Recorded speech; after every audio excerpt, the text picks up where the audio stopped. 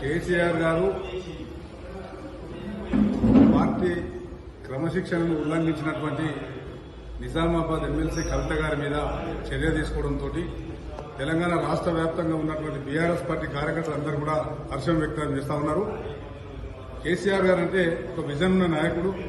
రాష్ట్రాన్ని సాధించి అభివృద్ధి ఏ విధంగా ఉండాలి అనేది తెలంగాణ ప్రజలకు రుచి చూపించినటువంటి నాయకుడు కేసీఆర్ గారు. గత 10 సంవత్సరాల కేసీఆర్ పాలనలో మరి కాంగ్రెస్ పార్టీ అవాకులు చేవాకులు పేలుతున్న సమయంలో మరి కేసీఆర్ కుమార్తెగా ఉన్నటువంటి కవిత ఒక మహిళగా ఉండి చేయరాని బిజినెస్ మరి లిక్కర్ బిజినెస్ అయితే చేసిందో దాంతో టీఆర్ఎస్ పార్టీ మీద మొత్తం ప్రభావం పడ్డది. అప్పుడే కార్యకర్తల మనోభావాలు దెబ్బతిన్నా కేసీఆర్ తనయగా మాత్రమే ఆమె గౌరవించారు. అయినా ఆమె నిలదొక్కుకోకుండా మరి ఆమె జైలుకు తీసుకుపోయి సిబిఐ లోపలేస్తే కూడా ఈడీ తీసుకుపోయి లోపలేస్తే మరి గౌరవ వర్కింగ్ ప్రెసిడెంట్ కేటీఆర్ గాని మరి ట్రబుల్ షూటర్ కేసీఆర్ గారి అనంగు శిష్యుడు శ్రీరామునికి హనుమంతుడెట్లను అట్లా కేసీఆర్ గారు వెన్నంటనే ఉండి తెలంగాణ రాష్ట్ర సమితికి ఇప్పుడు తెలంగాణ భారత రాష్ట్ర సమితికి మరి ప్రజలకు సేవ చేసిన ముందున్నటువంటి హరీష్ అన్న మీద కూడా అనుచిత వ్యాఖ్యలు చేయడానికి కార్యకర్తలు నిన్నటి నుంచి జీర్ణించుకోలేకపోతా ఉన్నారు.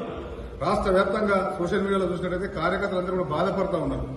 మరి హరీష్ అన్న మీద ఏం మాట్లాడుతా ఉన్నది, కేసీఆర్ గారికి కెరియరా ఎవరెటువంటి వాళ్ళు అనేది మరి ఎందుకు ఇట్లా మాట్లాడుతుంది, ఎవరు మాట్లాడిస్తా ఉన్నారు, రేవంత్ రెడ్డి మాట్లాడిస్తా ఉన్నారా ఇప్పుడు బీజేపీ మాట్లాడిస్తుందా అని చెప్పి అందరు కార్యకర్తలు నిన్నటి నుంచి రగిలిపోతా ఉన్నారు.